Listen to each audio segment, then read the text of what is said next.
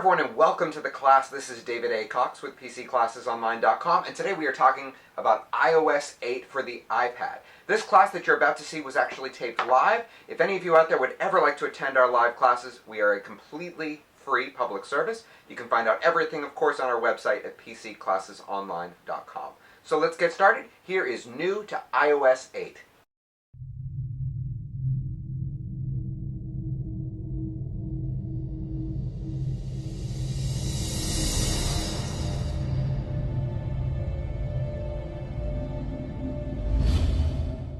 Hello everyone and welcome to the class. This is David A. Cox with PCClassesOnline.com, and today we are talking all about the brand new operating system for the iPad. This is iOS 8. One of the things I tend to like to mention during our classes is the date, just to keep things relevant. Today is Saturday, September 20th of 2014. So a lot of the features that you see here as of today's date just came out a few days ago, and so we're going to get people all up and running. So if you have an iPad or if you just bought an iPad that came with iOS 8, I want to show you all the new features to help you get the most out of your little gadgets. Now, before we actually begin here, I just want to give a couple quick tips of advice for anyone out there who has not yet upgraded to iOS 8. It is really important no matter what device you have, whether it's a phone, a tablet, and eventually this also applies to the computer. Anytime you upgrade an operating system, it is very important that you back up your data first, because if, God forbid, something goes wrong, you do want to make sure that you are protected against whatever. If you get file corruption, you want to make sure you're okay. Other piece of advice is that the best way to upgrade your iPhone or your iPad to iOS 8 or future updates as they come up is to actually use your computer. Because here's what happens. If you go through your iPad to get the upgrade, you have to have a lot of space available, because while you're running the previous operating system, you're trying to download the next operating system. So before it can clear out the old, you still have to download the new. So if you go through your computer, you bypass that. So a lot of people are wondering, why is it so much better to use your computer? That's the reason why. Your computer can be the one to receive the new operating system, and it kind of handles everything. Just make sure you don't accidentally unplug it in the middle, because that is not good. Also, a little tip, if you can, when you go to do that kind of an upgrade, try not to use a DSL connection. It's just not great. The slower your internet speed is, the higher your chances of data corruption tend to go up. So let's get started here. We're going to go over a lot of the new features. This is not the same as our new to iPad class. I want to make that clear. We are just going over the new features here. So let's get started. We're going to go actually and start off with settings, because a lot of the new features have places here in settings. And by the way, I should mention, you are occasionally going to see an email address pop up in my iPad. I created recently a new email address, which I purely use for demo purposes, so please don't get any funny ideas. I don't actually use it. It's just for this class. So the first place that we're going to go is actually, where we are right now, which is in the general settings. And the first feature I want to turn you on to is the third item down, which is here in Siri settings. So here in Siri settings, you'll see that there's this new feature. I'm going to use my cursor for a moment, called Hey Siri. And just by that, you can probably figure out what it does. So what Hey Siri does, that way I don't activate it right now, is if you have your iPad plugged in and receiving power, and you say the words Hey, and then Siri, you will automatically activate Siri. You don't have to touch the iPad at all. It's just all automatic. So even if it's sitting on a bookshelf charging, you can still use Siri. And by the way, one little trick I want to give you, you don't have to pause and wait for that little beep. You can just start talking. So for example, if I say, Hey Siri, what's the weather going to be like tomorrow? Expect rainy weather tomorrow. Damn, okay. That was kind of a wah, wah, wah moment. So that's a new little feature. Let's go back a screen. The next feature here, can't really show you right now, is called Handoff and Suggested Apps. What this does is it allows you to start working on something on one device and pick up where you left off on a different device. So for example, you could start composing an email on an iPhone and then switch over to your iPad, or go from one device to your Mac. It's pretty cool. We'll demo that a lot more as soon as Yosemite comes out, which as of today's date, it has not yet come out. So let's move on to the next feature, which is, let's see here, the next item I wanted to go over is actually keyboards. We did not go over this in the last class because the last time I don't think I had any installed. If you scroll down here in General Settings, you'll see that we have Keyboard. So one of the new features in iOS 8 is you have multiple keyboards that you can use. And I want to show you just two of them that I downloaded. There's probably going to be a lot more coming out soon. Again, as of today's date, iOS 8 has only been out for, I think, 3 days? So there has not been a lot of time for people to get new apps out there. So I'm going to go into keyboards here at the top, and you'll notice that I have a total of 4 different keyboards. I'm going to show you how to get additional keyboards and just kind of how to switch back and forth between them. I think I'm going to cover that actually when we're done with settings, but I did want you right now just to see where you're going to go to configure these options. It's in General, and in General it's in Keyboards. So we'll go over that in just a little bit. Let's see. Another feature here is you'll notice that we have display and brightness. Okay, for those of you out there who have maybe a little bit of trouble with your vision, you notice that we have text size here now, so you can make all of the text bigger or smaller. It doesn't apply to every single piece of text in the iPad. It technically is the dynamic type.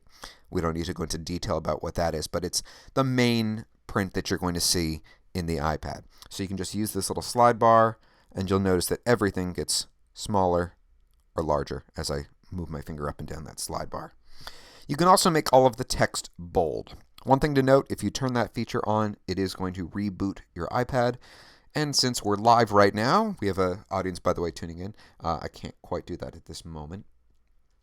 Next feature we're going to go over is wallpaper. Pretty simple feature, but they always tend to give you new wallpaper, as they come out with new operating systems. This is the one that I'm using right now. One little tip I'm going to give you, all of you, is I always like to do a video when a new operating system comes out on how to save battery life on your device. Now, this is not as critical on an iPad because the battery in the iPad is so much bigger compared to something like an iPhone.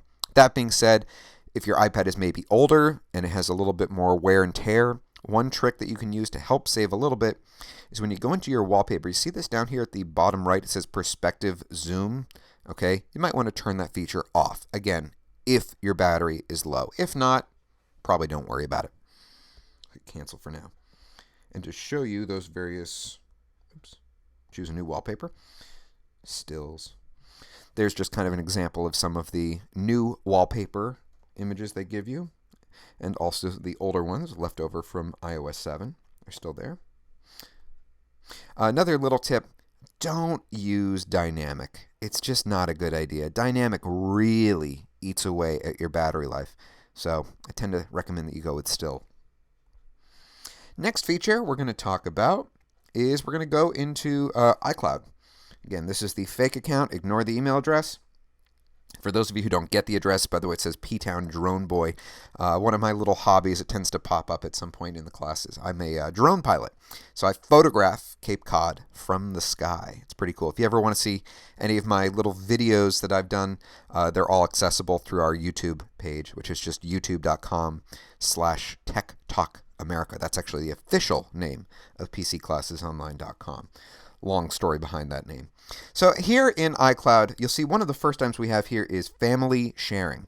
And really, it is exactly what it sounds like. It is designed for families. Now, for those of you mom and dads out there, make sure you're aware of this. This means that anything that anyone in your family buys is going on your credit card. So make sure of that. So let's say, we'll just use the classic example. Say you've got mom, dad, and a couple of kids. If the kids have iPhones, they can make purchases. And one of the nice features for security-wise, the parents have, is if the kids try to buy something, it sends a notification to mom or dad's cell phone, or theoretically iPad too, where they can approve the purchases. So the kid can make the request, but in order to get it, the parent has to approve it. Also, it allows you to share things like music, movies, books, some apps. Also, I love this feature here. Let's say everyone goes on a road trip, maybe a family vacation to Cape Cod, here where we're based out of. Everyone can have their own devices, shoot their own photos, but it all goes into one common photo album. That's another pretty cool feature. Another security feature for parents, you can share location. So let's say Susie lost her iPad. Mom can use the Find My iPhone feature. Technically, it's called Find My iPhone, even though it is an iPad, or whatever the device is, rather, and use the GPS features and try to figure out where it is. So that's another feature. And another handy one right here is you can have a family calendar. So if everyone has their own schedules, it'll just bring everyone's calendars all together so that everyone knows where everyone is at one time. Next feature here, I'm mentioning with a little warning, especially to those of you who are here live right now, which is iCloud Drive.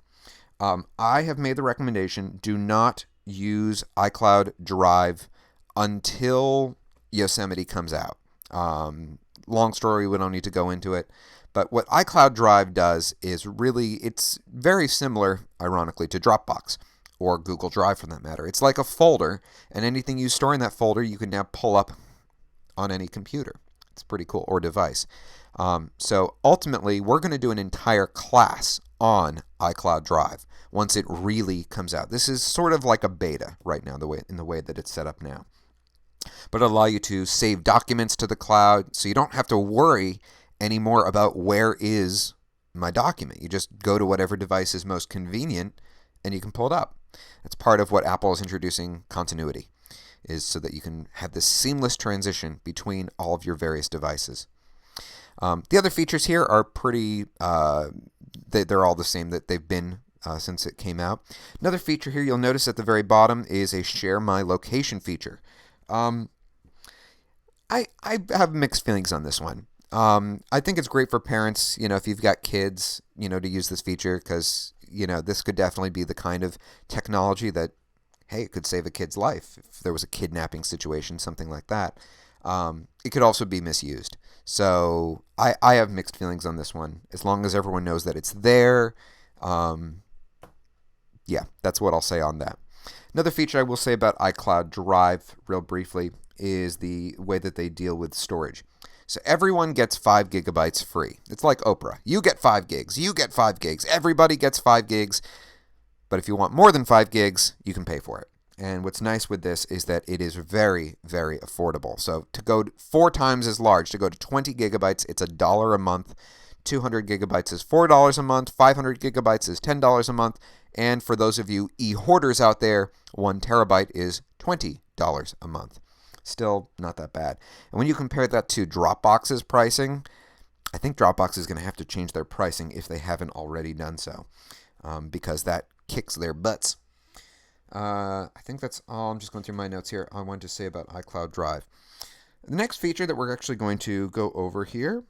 Oh, I do want to bring this up real quick, and I think I'm going to have to blur this feature out maybe when we go to post-production on this video, is if you have an iPad and you also have an iPhone, one of the new features is that if you get a phone call on your phone, you can actually answer it now on your iPad. You can also place phone calls from your iPad. So let's pray that it doesn't flash my phone number across the screen. We're going to go into FaceTime settings. Well, sort of. So you'd have to have this set up on both devices. It's not having the accurate information because this has my dummy information loaded into it. But with this feature, you would have an extra option that says basically turn on cellular calling. So you just turn that on your iPad as well as your iPhone, by the way. And then you'll be able to accept and place phone calls from your iPad. Pretty cool feature. Let's get out of settings here. The next feature we're going to talk about is Spotlight. Now, to get into Spotlight, for those of you who are not aware, you're going to just take your finger on your screen and just drag down. Now, note, not from the tippy top. That's something different. So maybe just here in the middle of the screen and just swipe down and you launch Spotlight. Now, Spotlight in the past has given you the ability to search for different items that are on your iPad, like contacts and email, etc., apps. But now you can go beyond it. You can now search for example, let me get into my list of items. You can search for apps that are in the App Store, as in items that you don't have. You can search for music that's available in the iTunes Store. Let's say you want to go see a movie. You can search for a movie and it will figure out basically what movie theater is near you that has it, so you can find out all of the showtime information. Where I live, we only have one movie theater. It has 2 movies, and I don't know which either of them are, so I can't really demo that part for you today. It also talks to maps. So this is really handy if you need a phone number. So let's say I want to, like tonight, I'm going out. My parents are actually visiting today. We're going to go out for dinner to this little place in town called the June Bar. So I can type Joon. Actually, I don't know if they're listed. They're brand new restaurant, so that was probably a really horrible example. But you would type in a restaurant, something like that. Let me type in...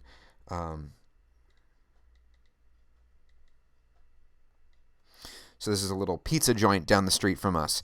So I could type in the name of the pizza joint, and I have their address and phone number information right there. Pretty simple. It's also really handy if Surrey, sometimes Surrey works, sometimes it doesn't work, depending on how overloaded their servers are at that moment. But that seems to work pretty quickly, regardless. So if you don't want to wait for Surrey, that's another way to get access to the same data. So that's about that for that aspect of Spotlight. Next feature we're going to go over is photos. So let's go into photos. We'll use this one. I just snapped this one. We have a little pear tree in our yard. And so far we've gotten 120 pounds of pears. So if any of y'all want pear pie, swing by. So anyways, there's a whole bunch of new editing features where you can modify how the image looks without having to go into anything like Photoshop. So to do this, we're just going to tap on the screen and tap Edit there at the top right corner. Okay, and actually what I'm going to do at this point, just adjusting a few things on my desk. I'm going to move this into landscape mode, a little bit easier. So if you notice over here on the right-hand side, we have a bunch of little tools over here. The first one we have is a little magic wand icon. That's just basically the same thing as autofix on the Mac in iPhoto. So it's just going to kind of see what it thinks is going to make it look a little better. Usually this just adds a little bit of saturation to your image, but that's about it. Next item we have here is crop, and there are a couple of new crop tools. Well, one. So if I wanted to crop this, of course I could just use my fingers and pinch to zoom in. Okay, so if I really just want to focus on the actual pears there, I could do that. And theoretically then I'd hit done at the top right corner and it would do that. But what if when I took this photo it was a little askew? It wasn't quite lined up. Well, now there is a way that you can modify this image, sort of just like you can in iPhoto. See that little dial over here on the right hand side? This is your rotation options now.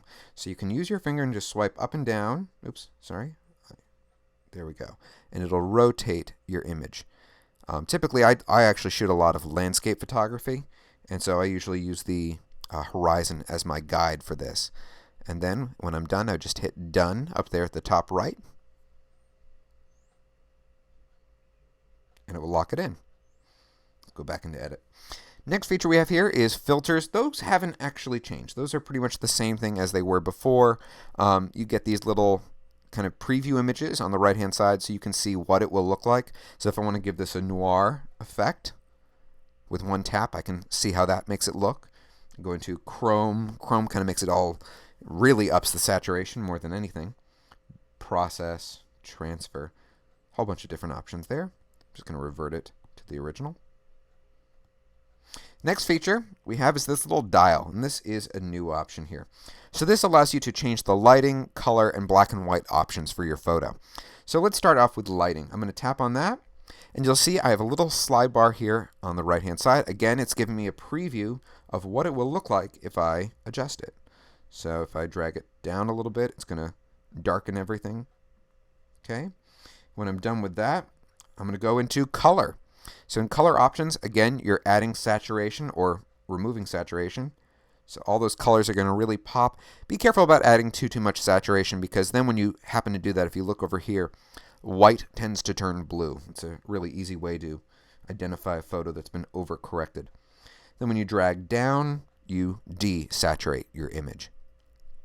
Final option we have here, I'm going to go back. By the way, little note. See the little gray dot right here on the side? That shows you where your original settings are. So if you just go back there, it'll kind of snap into place. Oops, there we go. Snaps into place, that's your original right there. Now let's go into black and white options. This is really cool, actually. So this is going to change the whites, the blacks, and the grays in the image. So you get all these different black and white versions of your image. And I love the way some of these come out. I mean, it's really artistic. See, it's just as I slowly move, it's just changing how all of those look. Like that right there is kind of cool. Very creepy, end of the world-esque, but anyways, that's that. That's a little bit of the photo features for that part. Let's get out of that. The next thing we're going to go over is we're going to go into the camera options. Now, my iPad is right now on my desk, so you're not going to see anything special. Yep, there's my red cover. Woohoo! That's okay, it's just distracting anyways. So the first thing I want to do is show you a new feature of photography that you can do. Now, this is going to be hard to do with an iPad unless you have some sort of a tripod mount for your iPad, whether it's a special tripod for your iPad or just an attachment that goes onto a normal tripod. But you'll notice over here on the right-hand side, if you swipe your finger up and down, you get these different options. So right now, I just swiped down, I went into video mode, and there's this new feature called time-lapse mode. It's really, really cool. I tested this the other day. For any of you out there who follow me on Facebook, you probably saw the resulting image, but it's really, really cool, especially on something like the iPad Air. We've got a really decent camera attached to your device. You just basically hit this little red button, and it will figure it out. You just let it sit. Usually, you need to really let it sit for at least 5 minutes or so, and it will just automatically start taking photos, and when you're done, it takes a couple of minutes to process the image, but it'll turn it into video, but it'll be time-lapse photography. It's a really, really cool feature. A lot of fun to show off. And I will say this, when I shared that on Facebook, it got noticed by quite a few friends. Time-lapse is really amazing how it's evolved. You know, it used to be this really complicated process, you know, where you have to go through images after images after images, and then you'd have to bring it into QuickTime, and oh, it was a nightmare. Now you can just do it from your iPhone or iPad. It's really amazing stuff when you think about it. The next feature we're going to talk about, I'm actually going to go back to photos, has to do with social sharing. So if you look here at the bottom left corner, we have the little social share button down here. And one of the features you'll notice, it's a little bit different, is we have a little bit more than just the standard messages, mail, Facebook. Okay, so first of all, you can add in additional apps now. And we're going to get more into that in just a little bit. But what I want to show you here is what if you don't use one of these services? Like, for example, I don't use Flickr. I don't use Twitter. You'll notice you don't even see Twitter anymore. Here's how you can modify this feature. See where it says More? We're going to go into More, and you can see all of your different options. So if you don't use Twitter, you can turn Twitter off. But let's say maybe you use Facebook a lot. Not only can you turn it on, but you can also move its position. So I can grab these, see these three little bars here to the right? I can drag that to the top of the list. And if you actually look behind this screen, you'll notice that Facebook here is now in the #1 position. It also talks to other apps as you install them. So just before this class, to demo a feature that we have coming up, I put LinkedIn here. Okay, I downloaded that. I don't really use LinkedIn. Some people do. I personally don't. But that became now a feature. I can now share it to these different social services out there. So that's that. Let's see. Next feature, we're going to talk a little bit about iMessaging. Now, this feature, we've had pretty much no disasters while I've done this live, and we're going to hope that it works okay today. So all these people who you're about to see have been briefed that I was going to be doing this feature, so I'm not going to be disturbing them. So if you go into a message, okay, you'll see that we have immediately a few new features here. The first one we're going to talk about is voice memo, and that is right here on the right-hand side. And yes, that microphone is different from this microphone, which we'll talk about in a moment. So with this microphone, the way it works is if you press and hold on it, you're going to keep your finger still. It's going to start to record your voice. So in this case, this is Chip Capelli that I'm having a conversation with. For those of you who maybe find that name familiar, if you've seen our series on QuickBooks, that is the same Chip Capelli. So if I want to send Chip a voice memo, all I have to do is slide my finger up to that little arrow pointed up. And when I do, it sends it to Chip as a voice memo. Now, Chip can either choose to keep that audio, but if he doesn't, it'll expire and clear out 2 minutes after he's listened to it. Okay? Also, if I screw up and I start stuttering, whatever, like blah, blah, blah, I can slide my finger to the left. There's a little X, and it'll cancel it out so I don't sound like more so of a bumbling idiot to Chip Capelli. Next feature we have here, a lot of you are aware that you've always been able to send messages and little video files in iMessages. You can now send multiple. So if you want to send more than one photo, you can do them all at once. You don't have to do them one at a time. Next feature is in the built-in keyboard, we have a predictive text feature. Now, some of you are going to love this feature, and I would ironically predict that some of you are going to probably hate it. So, for example, if Chip had asked me a question, okay, the options here would be yes, no, and maybe. It does look at the text. It's not Apple looking. It's all within your iPad itself. So for those of you who have privacy concerns, don't worry about that. But it's just going to try to figure out what you're going to say. It's also great for those of you with, as Ellen DeGeneres coined the term, clumsy thumbsies. So if I have trouble typing, for whatever reason, and every time I have to show how poorly I type, I always use the same word, paleontologist. Okay. So you can see here, it already figured out the word that I was trying to type, so I can just tap on that, and it will enter it for me. Now, if you do not like that feature, I do want to show you how to disable it. The way you do it is you're going to press and hold on this middle button, no matter what text it says. Press and hold and drag down. I can see Chip has figured out what I'm doing right now. So then when you've done that, if you ever want to bring it back, you see how we have this thin little white line? You can just press and hold, drag up, oops, and it comes back. Just like that. Next feature is this particular microphone. So a lot of you may be familiar with this from iOS 7, but there is a little change. And this actually you're going to see across the entire iPad. So that is your dictation button.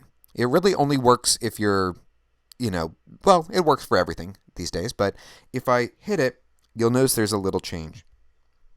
Now, as I use the dictation feature, you will notice that I can see my words as I am speaking, whereas in the past, it would only show you these when you were finished. Period.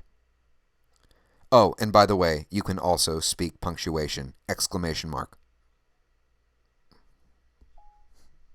So that's dictation features.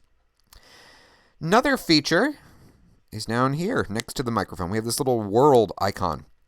Okay, so here's what that is. You have the ability to add multiple keyboards to your devices. So the first one we'll go over is emoji. Now, I have my own little opinions on emoji. I think it kind of brings out the 16-year-old girl in all of us.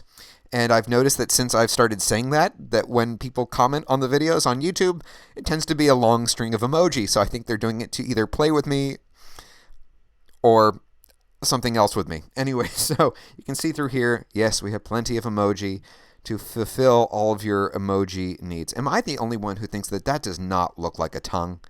Just asking. Okay. Next is if you have multiple keyboards, that little button, that icon you see here, will also switch back and forth to other keyboards. So, for example, this is one of the ones that I downloaded. This is called Swift Key. And it is similar to the Apple one, but it learns how you speak. It can also analyze your Gmail email messages and also, I believe, Facebook. So it'll kind of get an idea of how you talk and use that information to help with the predictive text here. Another one that I really like, and actually, if you'll bear with me one second, just leaning across my desk, I actually have a stylus here. Some people like using a stylus, okay? So I just grabbed one. I have one in hand right now. Another keyboard that is this one where you can actually draw the letters on the iPad. Now, this is actually a cheap one, so I don't know how well this is going to work. And if you'll forgive me, I'm going to just delete all of that text. And so let's see how well this works.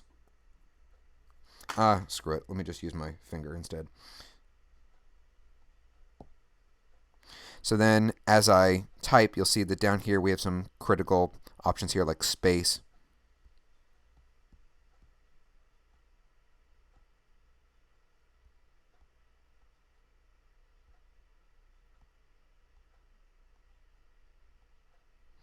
I don't know how I accidentally just enabled caps lock, but anyways, that's still a pretty cool feature for people who would like something like that. So there you go. The way you get those keyboards, let's go over it. I'm going to give you a shortcut, just a really easy way to get it. Go into settings on your iPad. This is where we were a little while ago. In general settings, we're going to go down to keyboard. In keyboard, we're going to go into where it says keyboards, the first one at the top. And if you look down here, it says add new keyboard. It's just a shortcut. Okay. Oops, sorry, that's just for the... I messed that part up. My bad. That's just to get the different languages. If you actually want the other options... Sorry, I don't know why I thought that that was the feature. Right now, at least, if you go into the App Store, you'll notice here under... I want to say, if you just scroll down, it says extend your apps. You could also just search for the word keyboard, by the way. Here we have right now the very limited options. So the one that you saw, Swift Key, the one that analyzes your Gmail and Facebook information, that's this one right here. The other one that you saw is this right here. It's called My Script Stack Handwriting. Okay, that's another free one. There'll be a lot more options, I'm sure in the near future. It's just right now it's all so new. They haven't really had a lot of time to develop much. Let's see. Next feature, I actually need to go back to messages here. And let's go back to the normal keyboard. Okay, I'm going to go here into a group message. So group messages can be a bit of a pain in the past because you get looped into this conversation and then every single time someone mentions something, everyone gets texted. And it could just be a nightmare, especially if the person sending the group message doesn't really know what they're doing. So if you look up here at the top right, it says details. And you'll see right here what I can do is I can add people mid-conversation. You can also remove people. Now, in order to remove people, there has to be more than 2 people. So if I want to remove my sister, I would just swipe from right to left. Whoosh. Get that little delete button. Tap delete. And sorry, sis, you're gone from that conversation. You can also send out your current location. I would imagine that might be good if you have a group of people and you're trying to figure out where each other is, whatever. English, not my strong arm rather. Share my location, yes, that's there. Do not disturb, you can turn that on if you want to mute the conversation. And if you didn't create the conversation, you can leave it. Very handy feature to be aware of. Let's get out of that. The next feature we're going to talk about is we're going to go here into Notification Center. So for Notification Center, you're going to go to the top of your screen and swipe down. Not Spotlight, which is mid-screen, and swipe down, but the very, very tippy top. Let's give it a second to load. Usually gives me a little more oh, there we go. So here you can see it gives you the weather information as long as you allow it in settings. That information is now coming from a different source. In the past, weather has always come from Yahoo. It's now coming from the Weather Channel. So my little joke about that is that now there's at least a 10 to 15% chance it'll be accurate. You'll see your calendar options here and also other apps that allow for shared data. So for example, LinkedIn has this is considered a widget where I can see who's viewed me recently. I chose to not add that feature.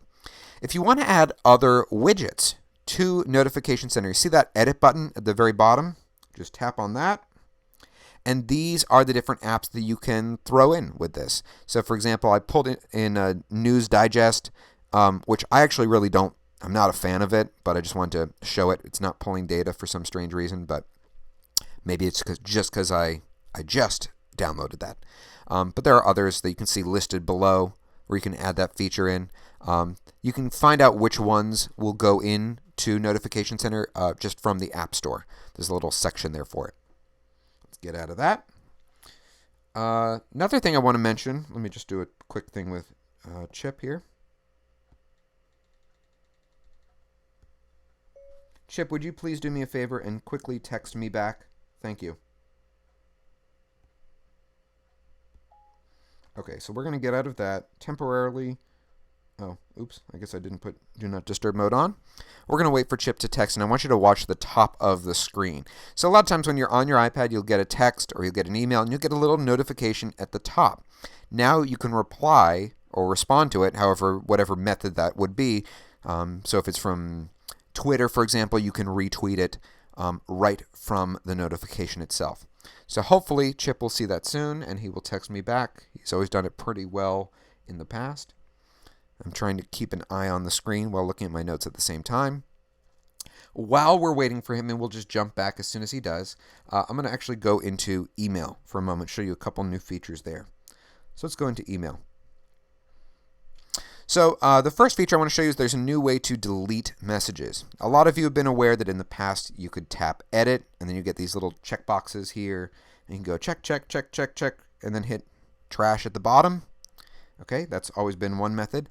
Method 2 is to actually go into the message and hit the little trash can icon up here at the top.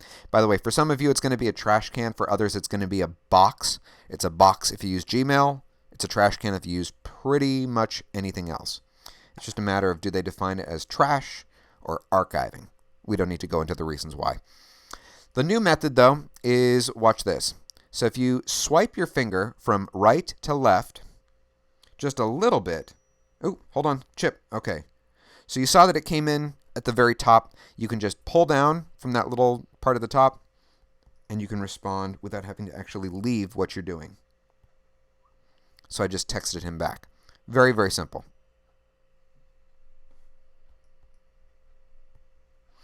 So there we go.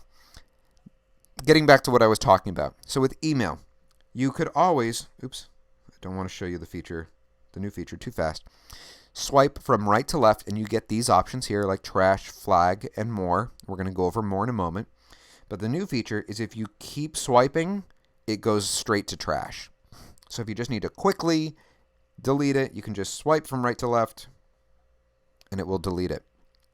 This brings me to something that I do want to mention, which is if you screw up, and God knows all of us do every now and then, how to undo these features. For those of you who are here live, by the way, how many people here know how to undo on an iPad? This applies to if you accidentally delete an email. Let's say you have a bunch of text selected and hit the delete button.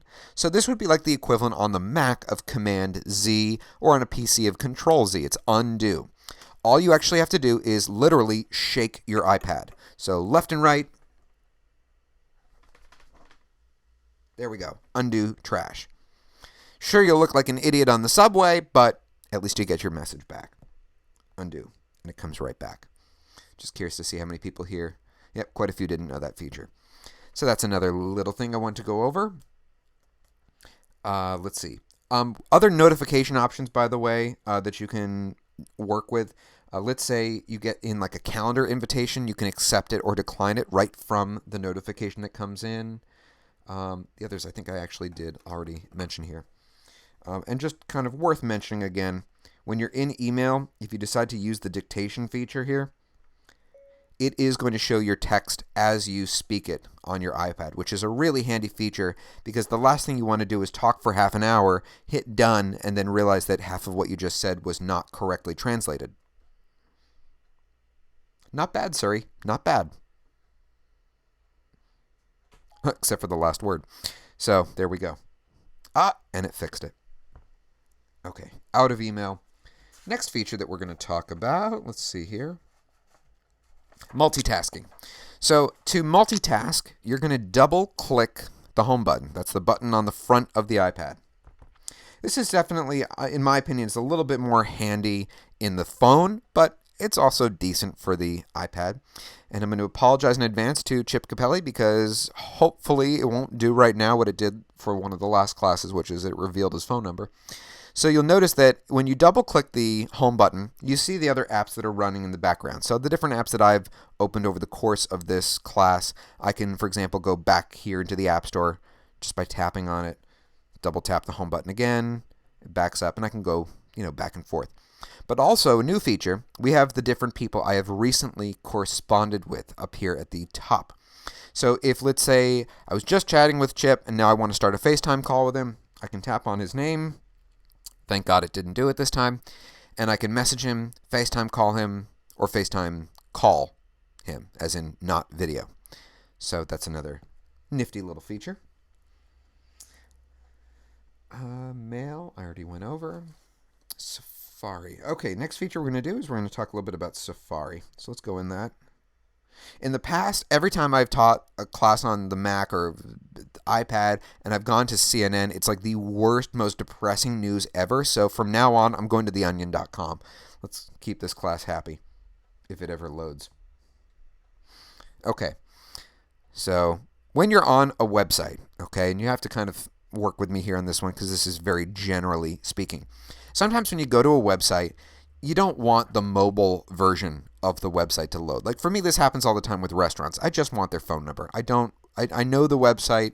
I just want the regular thing. I personally don't like the mobile version.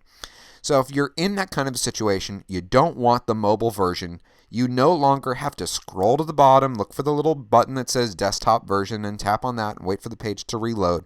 There's a little bit of an easier way to do it.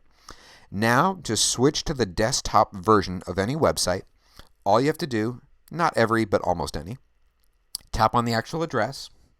Okay, that'll load your bookmarks. And what you're going to do is in this little area right here, you're going to actually scroll down. And when you do that, you reveal Request Desktop Site. So if, in this case, this is probably a terrible example because it is the same version, but if this was a different kind of website, it would just immediately... Great ad, by the way. Thank you for having that load on me. That wasn't planned. But if you have that kind of situation, it's a really easy way to get to the desktop version of any website. Let's see here. Going to my notes here. Next feature I want to talk about is extensions. This is a really handy feature. So, for example, one of my favorite apps, we've talked about it in the past, we've done a couple classes on it, is Evernote. I think it's a really great way to just kind of organize your thoughts. And for me personally, my own opinion, I like Evernote better than Microsoft OneNote. It's just, I think it's better built. But one of the things that was always a pain is that there was an extension for the Mac version of Safari, or for that matter PC, where you could take a website and put it into Evernote, but it wasn't available on the iPad version. Now, all of those extensions, not all of them, but most of them, work the same way.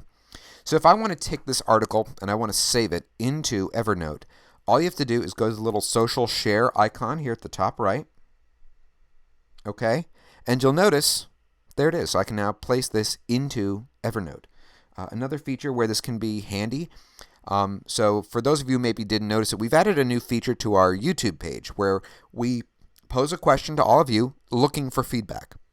And so I put out a thing there. We've never done a class on any of the different password saving apps like 1Password or LastPass, or there's a bunch of others, RoboForm.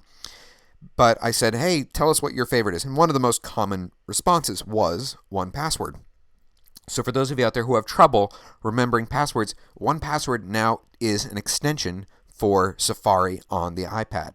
So if you have to log into a website, you can just tap on 1Pass. If you don't see it here, you'll see all of your different options here. Once again, you just turn the feature on and it will insert your password. Pretty cool feature. So that's just another example of a type of extension that you can now have run within Safari. Okay, next feature. We've already talked about keyboards, so I went out of order. Next feature we're going to talk about. Let's get out of that. I believe I actually hit it here on page 2. So whenever I have an app that I just really don't use, and you can see here that they're basically all the apps that come with the iPad, I tend to put in a folder called crap. And this is one of them. There's a new app called Tips. So for those of you who just want to learn a little bit about your iPad. Oh, for a minute there, I thought I was getting a text message and it was the video here. I'm like, I don't know anyone by that name. Clearly, I haven't had enough coffee this morning. So with this, it'll just give you like these little tips. You can slide through them and it'll just show you how to do basically everything that I've just showed you today. So that's that. That's the new Tips app. So that basically, I'm just going through my notes here. That does it that's the main new features that you're going to find here in iOS 8. It's pretty cool. Quick thing I just want to reiterate, I've e-blasted this out to all of our members. If you have an iPhone 4S, I really don't recommend going to iOS 8. It just really runs poorly. It's very, very slow. You have an older piece of hardware trying to run new technology. It doesn't tend to keep up well. That being said, the iPad 2 which is the lowest end model iPad that will go to iOS 8, seems to do okay. Does it run it as well as an iPad Air? No. Does it run it okay? Yeah, it's acceptable. I would say probably go for it. So I hope you've enjoyed this class. For those of you who maybe are watching this video right now on YouTube, I hope you will check out our website. PC Classes Online is a free public service. We do it because we love it, and we basically operate based on donations. If anyone cares to leave a tip, you're more than welcome to do so via our website, which can be contributed either via PayPal or GoFundMe. This is David A. Cox. I hope you'll check out our site and subscribe to our YouTube page. We have tons of classes that we release all the time. For the people who are here live right now, all of you stick around, and I will be sure to answer all of your little questions, as well as share with you the story that I promised at the very beginning of this class before we were recording.